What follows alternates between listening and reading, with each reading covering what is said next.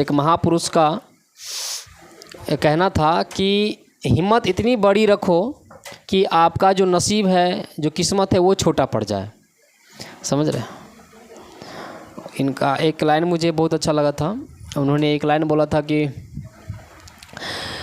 मेरी नींद को दिक्कत नहीं है हिंदुओं के भजन से या मुसलमानों के अजान से।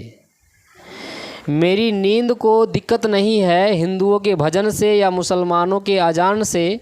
मेरी नींद को दिक्कत है भारत के बेरोजगार जवान से और आत्महत्या कर रहे भारत के किसान से। ये हमारे बहुत बड़े विद्वान थे और विद्वान को जानते हैं आप लोग, ये अंबेडकर जी का मानना था। ठीक है, हो गया। चलिए, गुड इवनिंग, नमस्कार माय डियर स्टूडेंट्स। 3-4 दिन बाद फिर से क्लास स्टार्ट किया गया है। अब चूँकि कुछ प्रॉब्लम चल रहा था इसलिए क्लास हम लोग नहीं ले पा रहे थे, और अब क्लास शाम को चलेगा। तो हमारा के पाठक जी का देन है कि ये भी बहुत सारे ऐसे क्लास है जो डिस्टर्ब हुआ है, जिसमें से एक हमारा भी क्लास है। तो अब शाम को क्लास चलेगा, तो आज से फिर से क्लास कंटिन्यू रहेगा। 3-4 दिन बाद क्लास रीस्टार्ट किए हैं। तो आज देख लेते हैं हम लोग, ये बीएसएससी का कुछ सवाल है जो 2017 में अच्छा, ये बीएसएससी का कई सेट बनाया गया है 2017 का, समझ रहे हैं? तो उसमें से ये सब कुछ सवाल था जो हम फिर से लेके उठा लिए हैं। तो ये सवाल है, जिसमें पहला सवाल है हमारा, किसकी आत्मकथा है the test of my life? मालूम है? ये है युवराज सिंह का। युवराज सिंह जब कैंसर से पीड़ित थे, और कैंसर से जब वो स्ट्रगल कर रहे थे, तब वहाँ से लौटने के दरमियान उन्होंने ये एक पुस्तक लिखी थी the test of my life, जो कि युवराज सिंह के जीवन से संबंधित है, समझ रहे हैं ना? और इसे शायद 2012 में प्रकाशित किया गया था भारत सरकार द्वारा। तो ये किसकी है कि the test of my life Yuvraj Singh की रचना है। युवराज सिंह, ये 2017 में पूछा गया सवाल है, और 2011 में वर्ल्ड कप इंडिया जीता था। उसके बाद फिर युवराज सिंह को कैंसर हो गया था, तो उसी समय उसके बाद फिर वो गया था फिर इलाज कराने के लिए। तो फिर उसके बाद मतलब फिर वहाँ से आया था, तब जाकर के जब कैंसर से फिर वो मुक्त हुआ था, तब जाकर के इन्होंने लिखा था। ठीक है, अगला सवाल है हमारा, अमर्त्य सेन को किसके लिए नोबेल पुरस्कार दिया गया था? तो अमर्त्य सेन को 1990 में इसे एक भारत रत्न से भी सम्मानित किया गया था, और इसे अर्थशास्त्र को लेकर के दिया गया था। समझ रहे हैं ना? इकोनॉमिक्स में इनका जो योगदान रहा है उसको लेकर के अमर्त्य सेन को 1990 में इसे 1990 में भारत रत्न से सम्मानित किया गया था। ये यहाँ लिख रहे हैं हम, यहाँ पे आ जाएगा भारत रत्न। अच्छा, ये आंसर तो लिखवे नहीं किया। आंसर क्या है? अर्थशास्त्र में योगदान को लेकर के। समझ गए? अगला सवाल है, भारतीय संविधान की कौन सी अनुसूची में भाषा का उल्लेख किया गया है? अनुसूची पढ़े आप लोग? 8वीं अनुसूची में भाषा का उल्लेख किया गया है। जो 22 भाषा है हमारे भारत देश में, जिसमें से मुख्य तौर पर 14 भाषा उसका उल्लेख किया गया है, लेकिन टोटल 22 भाषा का उल्लेख किया गया है। और वो कौन सी अनुसूची है? अनुसूची 8। तो अगर अनुसूची की बात हुआ है तो हम अनुसूची का थोड़ा जिक्र कर लेते हैं। ठीक है, यदि हम लोग प्रथम अनुसूची की बात करें, प्रथम अनुसूची, तो प्रथम अनुसूची में क्या कहता है? प्रथम अनुसूची में संघ समझते हैं आप लोग? देश, हमारा देश की जो शक्ति है उसको क्या कहते हैं हम लोग? संघ और राज्यों की कार्य शक्ति के बारे में उल्लेख किया गया है। राज्यों की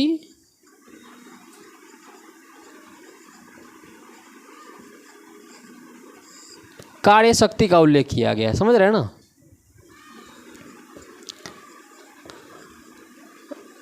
दूसरा अनुसूची में क्या कहता है मालूम है?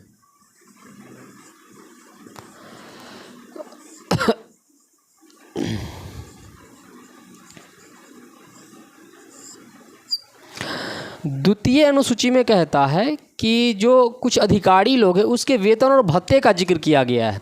जैसे यदि हम बात कर लेते हैं राष्ट्रपति की, यदि केंद्र में बात करें तो चलिए दो भाग में बांट देते। द्वितीय अनुसूची को लेकर के हम जिक्र कर रहे हैं यहाँ पे, तो हम दो भाग में बांट देते हैं। एक यदि हम बात करें केंद्र को लेकर के, तो केंद्र में आ जाएंगे कौन? राष्ट्रपति। उसके बाद दो सदन है हमारा, एक में बात करें तो एलएस बोले तो लोकसभा, और एक आरएस राज्यसभा। तो लोकसभा का जो अध्यक्ष है, अध्यक्ष और उपाध्यक्ष, इसका वेतन है। राज्यसभा का जो सभापति है, कौन होते हैं सभापति? उपराष्ट्रपति और उपाध्यक्ष, इसका वेतन का जिक्र किया गया है। उसके बाद और केंद्र में क्या आ जाएगा? अगर बात करें हम सर्वोच्च न्यायालय की, या सीधा लिख देते हैं सुप्रीम कोर्ट, ये लीजिए सर्वोच्च न्यायालय। तो सर्वोच्च न्यायालय का जो न्यायाधीश होते हैं ना, उनका भी वेतन का जिक्र किया गया है। उच्चतम न्यायालय, हाई कोर्ट की बात करें तो हाई कोर्ट का जो न्यायाधीश होता है, न्यायाधीश, इसके वेतन का जिक्र किया गया है। अगर राज्य स्तर पे बात करें तो राज्य, जितने भी राज्य है, राज्य का जो राज्यपाल होगा, तो राज्यपाल का वेतन, हर एक राज्य में असेंबली होगा, विधानमंडल, तो विधानमंडल की यदि बात करें तो विधानमंडल में दो सदन होंगे, सब जगह तो नहीं है। एक हो जाएगा विधान परिषद, सीधा इसको लिखते हैं VS, VP, अरे VS विधानसभा, और एक हो जाएगा विधान परिषद। तो इसका जो अध्यक्ष होगा, अध्यक्ष और उपाध्यक्ष, और इसका जो अध्यक्ष होगा और उपाध्यक्ष, इसके वेतन का जिक्र करता है। इसके अलावा और क्या क्या जिक्र करता है इसमें? तो जो लेखापाल होता है, लेखापाल होता है, उसका जिक्र किया गया। तो इसमें कई तरह से फंसा के सवाल दो बार पूछा गया है। एक तो सीधा सीधा सवाल पूछ लिया है अनुसूची को लेकर के कि किस अनुसूची में भाषा को उल्लेख किया गया, तो 8वीं अनुसूची में। अगर द्वितीय अनुसूची से बात करें तो आपको द्वितीय अनुसूची से सवाल कैसे उठाएगा? वो ऐसे उठाता है कि द्वितीय अनुसूची में निम्नलिखित में से किसका जिक्र नहीं किया गया है, या किसके वेतन का जिक्र नहीं किया गया है। तो इसमें देख रहे हैं आप, राष्ट्रपति का द्वितीय अनुसूची में जिक्र किया गया है, लोकसभा का अध्यक्ष हो, उपाध्यक्ष हो, राज्यसभा का सभापति अध्यक्ष हो, या उपाध्यक्ष हो, या सर्वोच्च न्यायालय का न्यायाधीश हो, राज्यपाल हो, विधान परिषद हो, विधानसभा हो, इन सब का जिक्र किया गया। तो जिक्र किसका नहीं किया गया है? तो जिक्र नहीं किया गया है महान्यायवादी का, समझ रहे हैं ना, महान्यायवादी का इसमें वेतन का कोई जिक्र नहीं किया गया है। और ये 2017 में फिर सेकंड सेट में ये सवाल पूछा गया है, समझ रहे हैं ना, कि इनमें से यूपीएससी के प्रीलिम्स में भी ये सवाल पूछा गया है कि इनमें से किनका द्वितीय अनुसूची में वेतन का जिक्र नहीं किया गया, तो वो कौन है? महान्यायवादी। और किनका किनका किया गया ये तो देख ही रहे हैं आप, समझ रहे हैं? ओके, चलिए मिटा दें।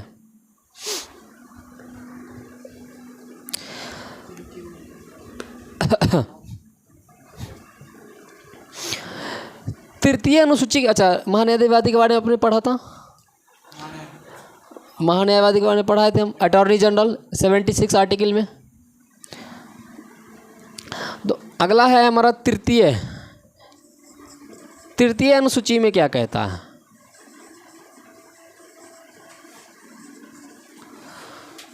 तो तृतीय अनुसूची में कहता है कि जो राष्ट्रपति है, या फिर जो सर्वोच्च न्यायालय का जो न्यायाधीश है, या जो मंत्रीगण है, तो वो अपने पद ग्रहण करने के दौरान जो शपथ लेता है, तो शपथ का जिक्र किया गया है इसमें, समझ रहे हैं? तो PM हो, मंत्री हो, या न्यायाधीश हो,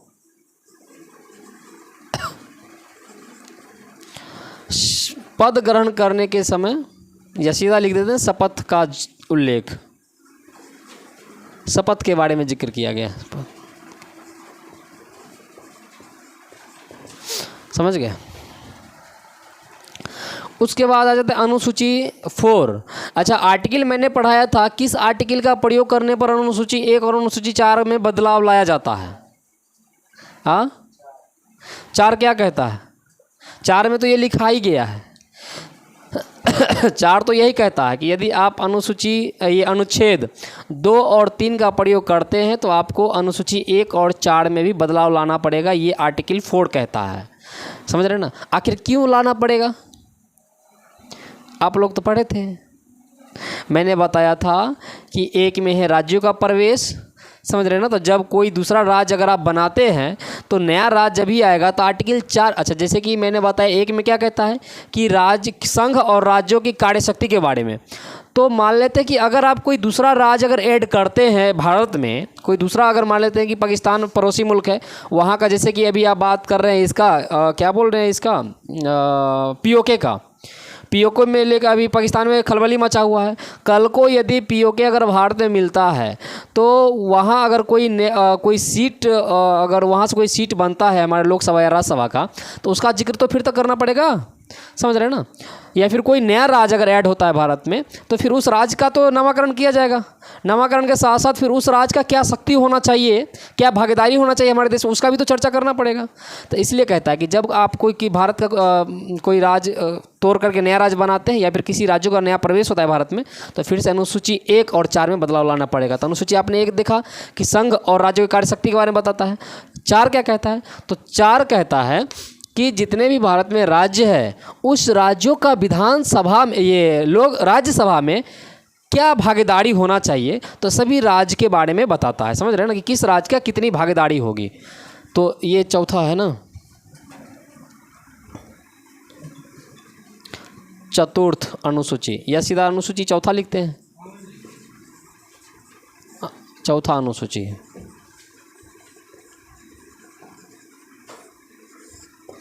इसमें कहता है कि राज्यसभा में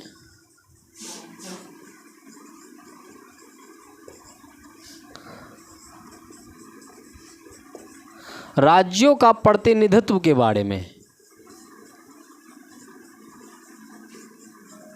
प्रतिनिधित्व यानी कि राज्यसभा में किस राज्य की कितनी भागीदारी होगी, ये जिक्र करता है कौन सा? अनुसूची 4। समझ रहे? मिटा दें? ओके, चलिए अगला सवाल है हमारा 5वीं अनुसूची। 5वीं अनुसूची, तो 5वीं अनुसूची क्या कहता है? 5वीं अनुसूची कहता है कि हमारे देश में जो जनजाति लोग हैं, जो क्या बोलते आदिवासी है, उन आदिवासी को कुछ क्षेत्रों में एक विशेष अधिकार दिया गया है और उसकी अधिकार का जिक्र करता है। जैसे यदि बात करें हम जल को लेकर के, तो उन आदिवासियों के लिए जल में कुछ विशेष अधिकार दिया गया है। भारत में जो भी खनिज वगैरह है, तो खनिज को लेकर के भी उनको एक विशेष अधिकार दिया गया है। समझ रहे हैं? और वन इसीलिए कहा जाता है कि देखिएगा कि कुरेड़ी यार अगर किसी को मारता है तो कुरेड़ी के ऊपर केस नहीं होता है। समझ रहे हैं ना? क्योंकि उसे संविधान ने एक विशेष अधिकार दे रखा है।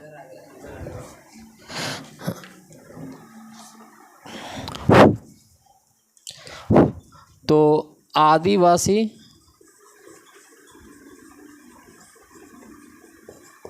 आदिवासियों का विशेषाधिकार,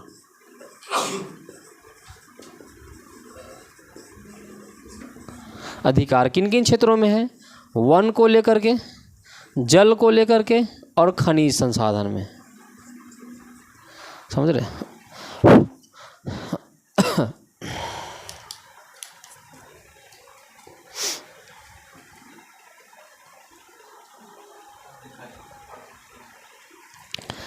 छठा अनुसूची देख लेते हैं।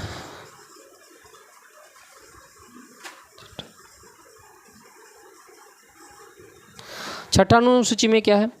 जो हमारी पूर्वी भारत है, पूर्वी भारत का जो कुछ राज्य है तो उसको एक विशेष अधिकार देती है वहाँ के आदिवासियों को लेकर के, जनजातियों को लेकर के। अब वो छठे अनुसूची में, अब वो कौन राज्य है? तो पूर्वी भारत का 4 राज्य है, जिसमें बात करें हम असम, बात करें मेघालय, और एक है मित्र से बोले तो मिजोरम, और तरह से त्रिपुरा।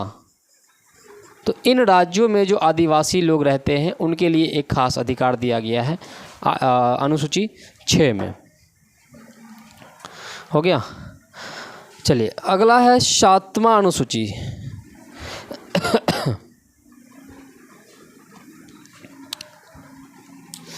अनुसूची 7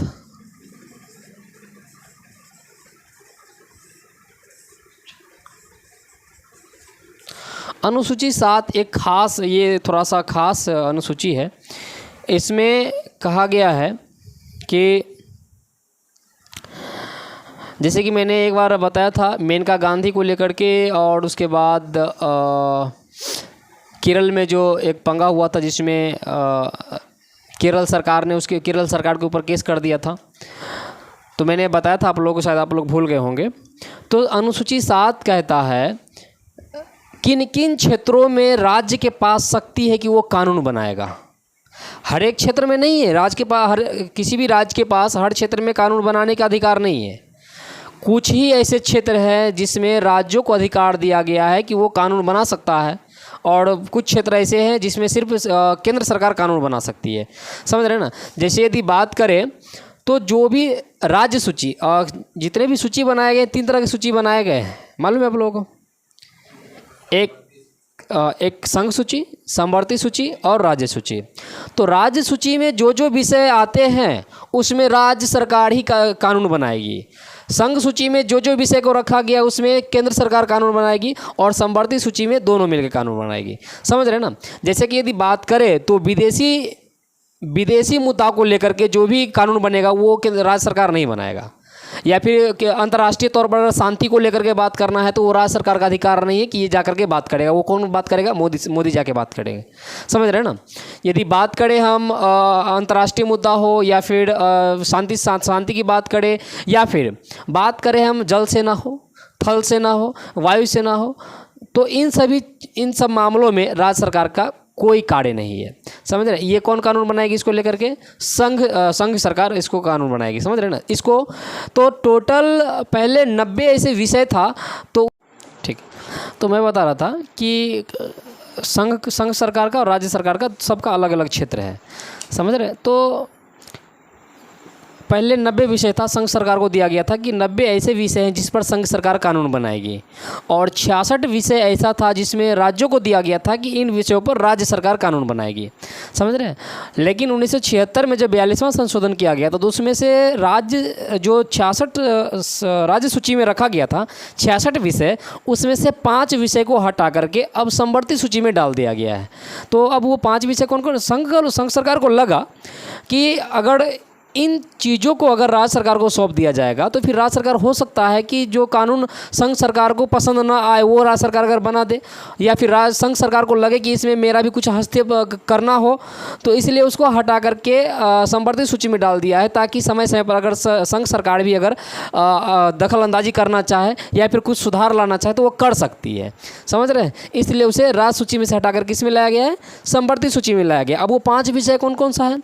तो अब शिक्षा, उसको अभी समवर्ती सूची में लाया गया है, पहले राज्य सूची में था। उसके बाद माप और ये वजन और माप, इसको लाया गया है। उसके बाद वन, जंगल, इसको लाया गया है।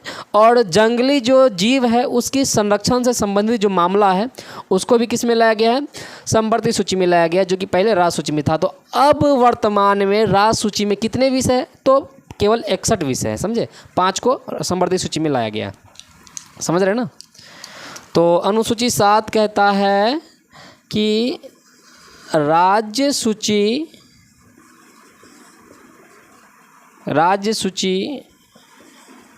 में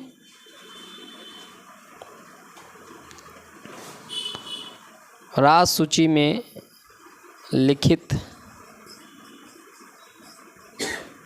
विषयों पर विधानमंडल कानून बनाएगी, या विधानमंडल की कार्यशक्ति, विधानमंडल कानून बनाएगी।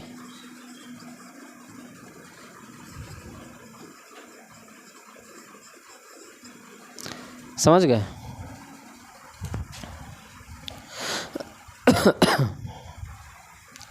और जैसा कि 8 आप लोगों को मालूम है कि अनुसूची 8 में क्या लिखा गया है? 22 भाषाओं का उल्लेख। अनुसूची 8 22 भाषा का उल्लेख। और यही सवाल है आपका एसएससी 2017 में पूछा गया है। बिहार एसएससी भारतीय संविधान की कौन सी अनुसूची में भाषा का उल्लेख किया गया है? तो कौन सी अनुसूची है वो? 8वीं अनुसूची, 8वीं अनुसूची। चलिए मिटा दें। ओके, देखिए 5 और 6 याद रखने के लिए सीधा इतना समझिए कि 5 और 6 आपको आदिवासी से संबंधित है, और 5 और 6 साथ में राज्य सूची के बारे में जिक्र किया गया जिसमें राज्य सरकार कानून बनाएगी, और 8 में भाषा आप लोगों को याद ही है। बच गया आपको इधर का 1 से लेकर 4 तक। तो 1 में जो है वो संघ और राज्यों की कार्यशक्ति के बारे में है, 2 में वेतन और भत्ता के बारे में है, 3 में शपथ के बारे में है, और 4 में जैसा कि मैंने बताया कि किस राज्य की राज्यसभा में कितनी भागीदारी होगी, ये है। समझ रहे हैं ना? और फिर 5 से 6 दो बातें सिर्फ याद रखिएगा, वो आदिवासी को लेकर के, समझे? क्या है? कंटिन्यू। अगला सवाल है, डॉक्टर राजेंद्र प्रसाद कितने वर्षों तक भारत का राष्ट्रपति रहे? कितने वर्षों तक?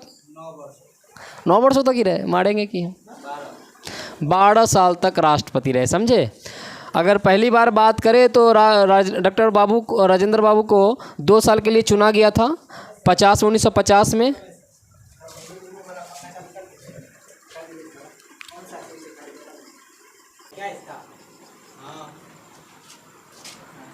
राजेंद्र प्रसाद को पहले 2 साल के लिए 1950 में चुना गया था, समझ रहे ना? और वो 52 तक रहे थे।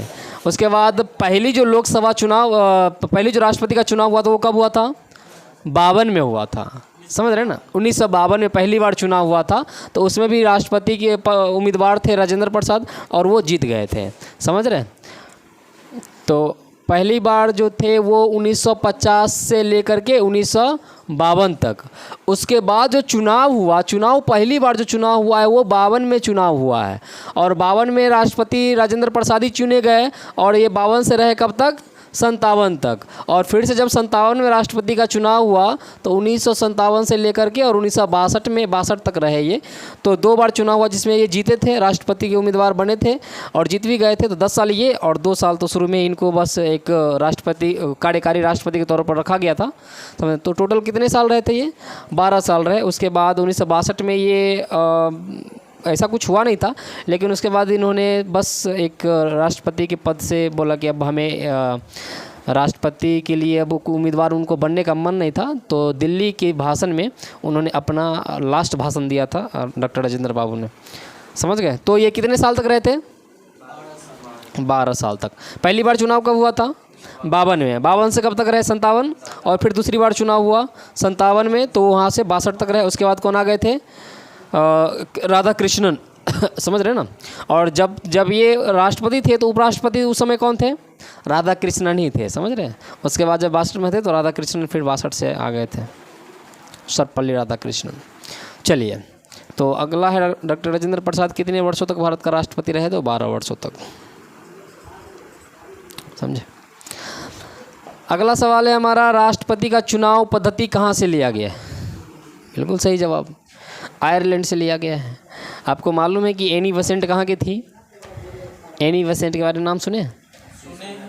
एनी बेसेंट और बाल गंगाधर तिलक दोनों ने मिल करके जब लखनऊ अधिवेशन हुआ था 1916 में, तो इन्होंने ही होम रूल लीग की स्थापना किए थे, समझ रहे हैं ना? तो आयरलैंड में जब हमारा देश आज़ाद भी नहीं हुआ था, उस समय से आयरलैंड में एक अलग पद्धति चल रही थी, समझ रहे हैं ना? तो एनी बेसेंट जब अपने आयरलैंड वहाँ देखी कि यहाँ जिस तरह से भारत में देश किसी और का हो और शासन कोई और चला रहा था, लेकिन आयरलैंड में ऐसी बात नहीं थी, वहाँ के जनता शासन चला रही थी। तो इसलिए वहाँ जो देखी थी एनी बेसेंट ने आयरलैंड में, तो उससे सीख करके जब ये यहाँ आई थी, तो 1916 का जो लखनऊ अधिवेशन हुआ था, तो उसमें बाल गंगाधर तिलक से मिल करके उन्होंने कहा था कि जब ये देश हमारा है, ये समाज हमारी है, तो ये अंग्रेज कौन होता है हम पे राज करने वाला? इसलिए उसने कहा था कि अपना घर अपना शासन, मतलब होम रूल लीग की स्थापना। होम का मतलब घर, रूल का मतलब शासन, मतलब अपना घर अपनी शासन, और इसीलिए इन्होंने 1916 में होम रूल की स्थापना किए थे। समझ रहे हैं ना। एनी बेसेंट और बाल गंगाधर तिलक ने मिल करके, और राष्ट्रपति का जो चुनाव है, राष्ट्रपति पद्धति का चुनाव, वो कहाँ से लिया गया है? आयरलैंड से लिया गया है। राष्ट्रपति चुनाव पद्धति कहाँ से लिया गया है? आयरलैंड से।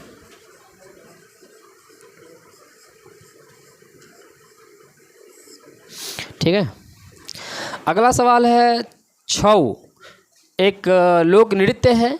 तो कहता है कि ये बिहार के अलावा और किन किन राज्यों का लोक नृत्य है? हाँ, वेरी गुड, सही बात है। तो ये बिहार के अलावा जो छऊ है, छऊ ये एक लोक नृत्य है बुआ। तो ये कौन कौन राज्यों में चलता है? तो ये चलता है बिहार में, ये चलता है पश्चिम बंगाल में, ये चलता है झारखंड में, और चलता है उड़ीसा में। तो आपके ऑप्शन कोई एक ही हो सकता है बिहार के अलावा। तो इसमें ऑप्शन में बंगाल है, तो बंगाल आंसर आपका राइट आंसर होगा। ठीक है। छो बिहार के अलावा किस राज्य में लोक नृत्य है? तो बंगाल में। बंगाल के अलावा कौन कौन है देख रहे हैं वहाँ? ऑप्शन कोई एक ही रहेगा। अगर बंगाल नहीं रहेगा तो झारखंड दे सकता है या फिर उड़ीसा दे सकता है। ठीक है।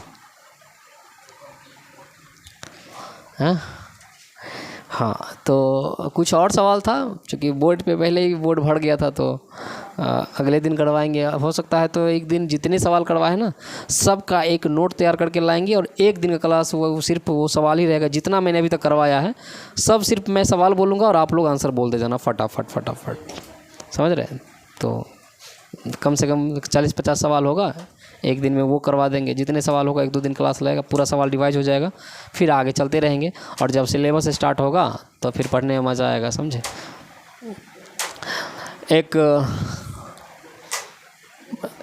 एक महापुरुष का कहना था कि हिम्मत इतनी बड़ी रखो कि आपका जो नसीब है, जो किस्मत है, वो छोटा पड़ जाए।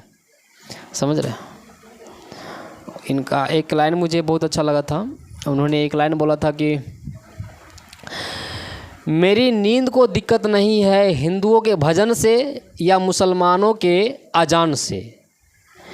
मेरी नींद को दिक्कत नहीं है हिंदुओं के भजन से या मुसलमानों के अजान से।